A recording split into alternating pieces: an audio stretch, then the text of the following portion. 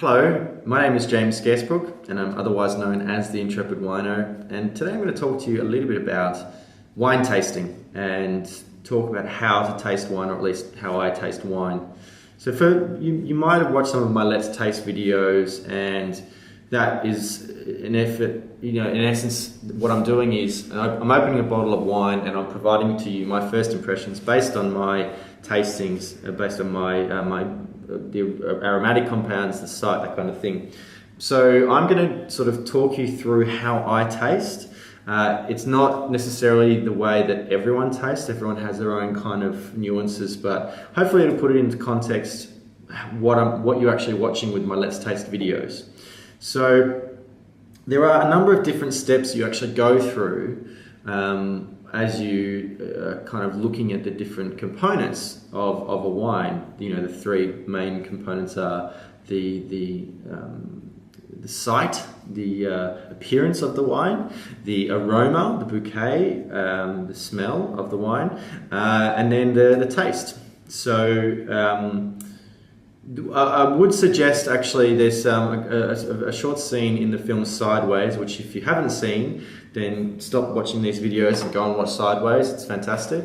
But basically, the main characters, they're doing their first wine tasting, and Miles, who is the wine kind of connoisseur of the two, it sort of explains how to go through it, and that's pretty much what you should do. The main thing though is don't hold wine up to the light.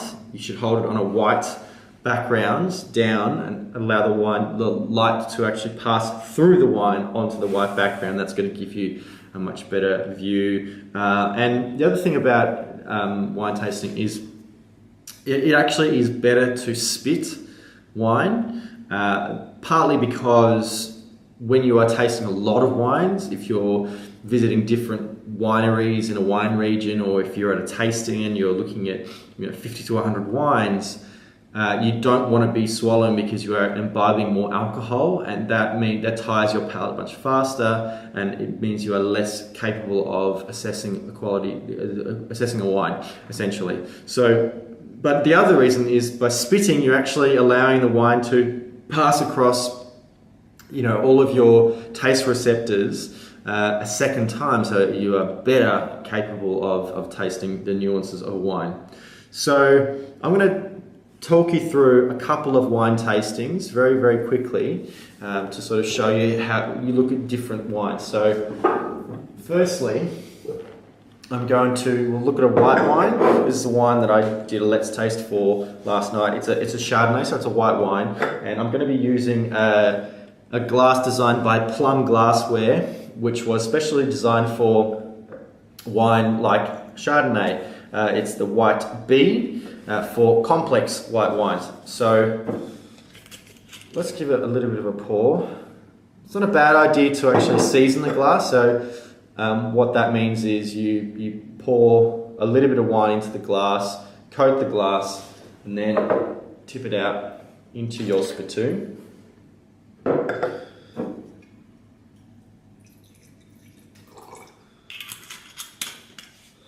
So, firstly, we look at the wine. We look at the colour. Now, fortunately, I have a lovely whitish table here, so I can sort of get a decent idea of the colour of the wine. So, this is a 2004 Chardonnay. It's got a bit of age.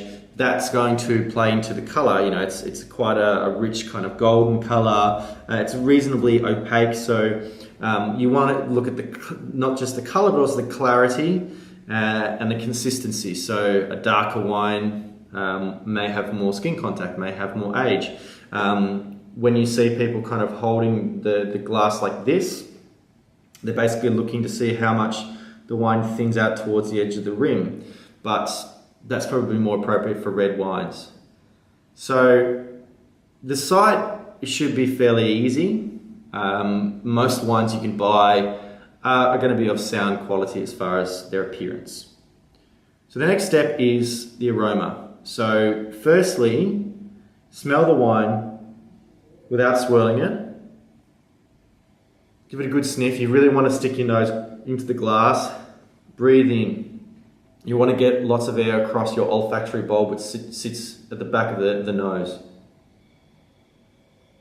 And you talk through components. You talk through what fruit you might be able to smell. You talk through whether you can smell earth characters or other savoury characters, herbs, meat.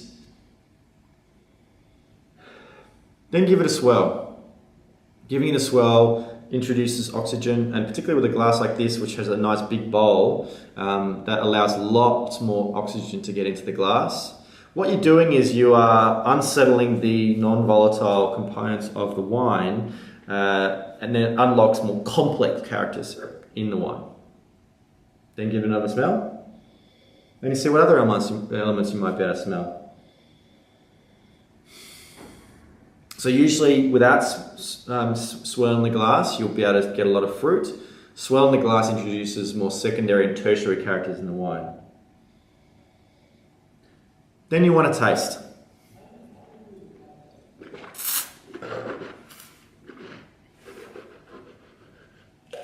So you notice that I'm getting a decent amount of wine in my mouth, not too much, and I'm swishing it around my mouth.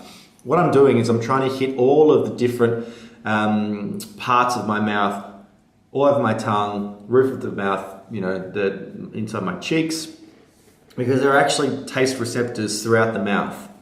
The other thing that I'm doing is I'm slurping a little bit. I'm sucking air across the surface of the wine to hit the olfactory bulb, because when you actually have the wine in your mouth, there are two things at play. There is taste and there is flavor. The taste is the actual what's hitting inside the mouth. The flavor is the olfactory bulb, and so when you smell and when you taste, you're actually going to pick up consistent characters because it's coming from the same receptor, which is the olfactory bulb. The other thing that you want to be assessing, and that's why you swirl the wine in your mouth, is the texture of the wine. So whether or not you feel the alcohol, whether or not you can feel tannin. Tannin is that sort of furry feeling in your mouth. The acidity, whether it's astringent or not, that comes from tannin as well. But and something it's important to remember is people might be pretty worried about spitting.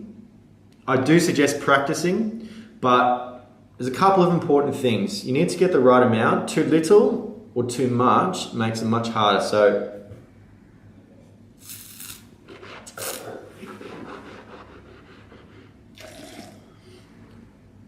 and really, it's not about spitting like saliva. You're basically forcing the liquid out of your mouth. So get the right amount.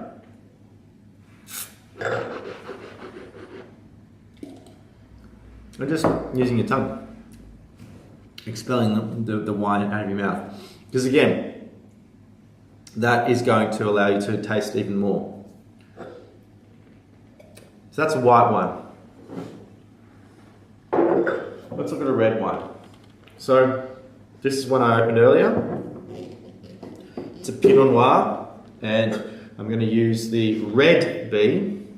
Similar kind of concept to the white B. This is for more complex wines rather than vibrant aromatic wines. So again, a nice big bowl. The tulip kind of lip allows a little bit more air to get into the glass and circulate.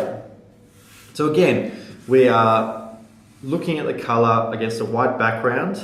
We're sort of seeing how it thins out, if there's a sort of a different colour towards the edge of the rim, because that might indicate some age. Give it a nice smell. Talk your way through it. Give it a swirl. Talk your way through it again. See if you can pick up some other characters. Taste.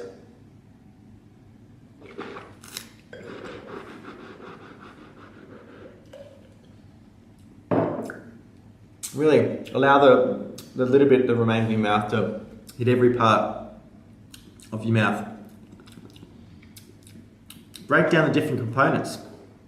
Look at the tannin, the alcohol, whether there's oak, that kind of thing. But at the same time, don't get too bogged down. Keep it simple. Just talk what you can see and not what you should see. But tasting should be fun at the end of the day, and like everything, practice makes perfect. So make sure you guys get plenty of practice with the tasting. But thank you guys for watching this little video about how to taste wine. If you have questions, please let me know in the comments. I'll be happy to oblige. Leave me a like and subscribe to my channel, and check out some of the other how-to videos on this channel. But guys, until the next tasting, Svante.